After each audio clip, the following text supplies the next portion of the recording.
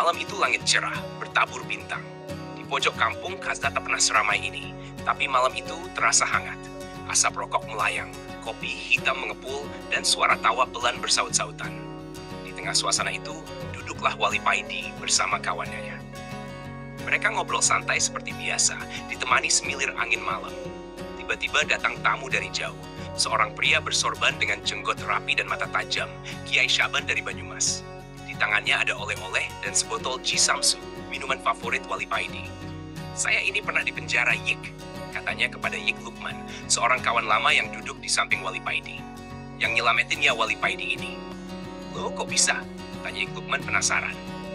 "Dulu saya nikah sama anak seorang hakim. Masalahnya anak itu punya penyakit aneh. Setiap nikah, suaminya pasti mati dalam hitungan minggu." "Mati beneran?" "Bener, 4 kali menikah, 4-empatnya mati. Tapi pas sama saya, alhamdulillah, hidup, bahkan punya anak." Yik Lukman melongo. "Kok bisa begitu?" "Rupanya dia disukai jin sakti. Tapi jin itu kalah sakti sama saya," ucap Kiai Syaban bangga. "Cuma ya itu, bapaknya nggak terima. Saya dituduh dukun, dituduh guna-guna. Padahal yang salah bukan saya, tapi jinnya." Yik Lukman tertawa. "Istrimu berapa sih sebenarnya?" "9," jawab Kiai Syaban kalem. 4 manusia, 5 lainnya, Ratu Gaib, ada Nyai Kidul, Dewi Lanjar, dan saudara-saudaranya." "Hah?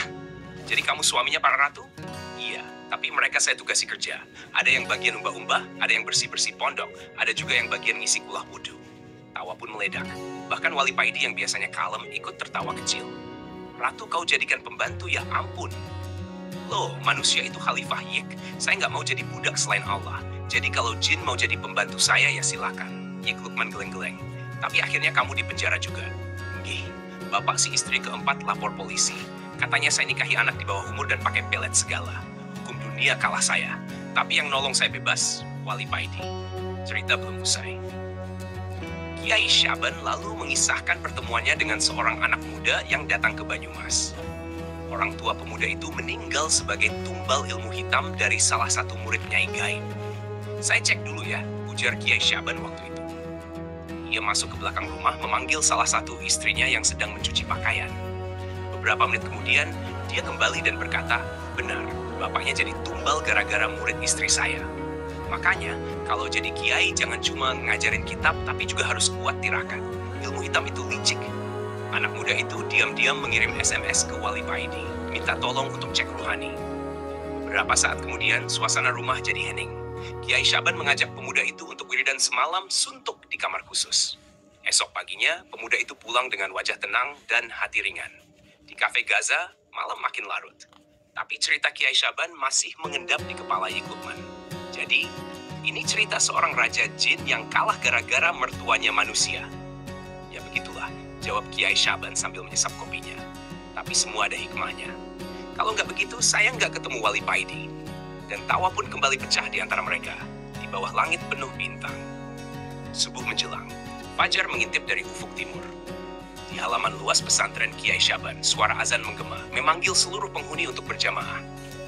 Kiai Syaban keluar dari kamarnya, diiringi 4 istrinya yang mengenakan mukena putih bersih, serta anak-anak dan para santri. Mereka semua istiqamah. Nariyahan 4 kali setiap hari bukan sekadar ritual. Itu bagian dari jalan ruhani menuju ilmu rogo sukmo. Selesai syalat, Kiai Syaban menepuk pundak anak muda yang semalam datang padanya, mencari jawaban atas kematian ayahnya yang misterius.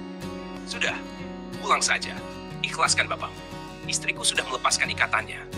Insya Allah beliau tenang di alam barzak," kata Kiai Syaban lembut, menatap pemuda itu dengan mata yang seperti menembus batinnya. Pemuda itu tertegun. Ia belum bicara banyak soal Wali Paidi, tapi sang kiai sudah menyebut nama itu. "Salamkan ke Wali Paidi ya. Katakan saya titip kamu." Pagi itu, sekitar jam 9 dulu, dalam perjalanan pulang naik bus antar kota, ponsel si pemuda bergetar. Nama Wali Paidi muncul di layar. "Hah, semprul tenan. Tadi malam aku ditantang duel sama Kiai Syaban. Gara-gara kamu SMS, aku langsung nyelonong ke rumahnya, teriak-teriak dari luar tengah malam. Nggak pakai salam." Tawa Paidi membahana di seberang telepon. "Loh, katanya Kiai Syaban lagi khalwat malam, wiridan. Kok bisa keluar?" "Wiridan apaan?" "Dia bawa 7 murid keluar rumah nyamperin aku kok. Langsung tanya, sejak kapan kamu gendeng?" "Gendeng itu maksudnya gimana?" "Lah aku juga bingung, tanya sendiri sana." "Aku jawab aja 7 tahun Kiai." muda itu ngakak sambil menengok ke jendela bus. Langit cerah, tapi kepalanya penuh kabut misteri. Beberapa hari kemudian di sebuah obrolan santai di teras rumah, Wali Paidi menceritakan lebih lanjut. Kiai Syaban itu orang sakti, istiqamah naria. Tapi ya itu, saking saktinya sempat nantang aku duel di alam gaib. Loh, terus jadi? Enggak, aku bilang, saya cukup sendirian. Ada Allah, itu sudah cukup. Terus dia diam. Akhirnya malah akrab. Paidi pun menyambung. Tapi memang aku jamin dia bebas waktu kena kasus itu. Ya meskipun ngakunya Sultanul Aulia setelah Syekh Abdul Qadir, tetap aja kalah sama hukum negara. Lain hari, Yik Lukman datang ke pondok. Ia mendengar kabar soal klaim sakti dan gelar-gelar gaib dari Kiai Syaban. Katanya belak-belakan. Kalau mau meniru sunnah Nabi, jangan pilih-pilih yang enak aja. Jumlah istri itu bukan ukuran takwa. Hati-hati, bisa jadi itu syahwat tersembunyi loh. Lagian, saya curiga.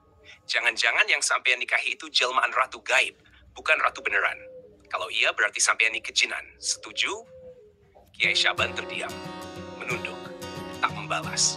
Ada hening menggantung di udara. Yik Lukman berdiri, meninggalkan majelis. Ia memilih ngopi bareng kolega Wali Paidi lainnya, yang lebih membumi, lebih guyon, daripada ngaku-ngaku wali besar sembarangan. Di mana Allahnya kalau semuanya cuma soal ilmu dan pengakuan? Umamnya perlahan.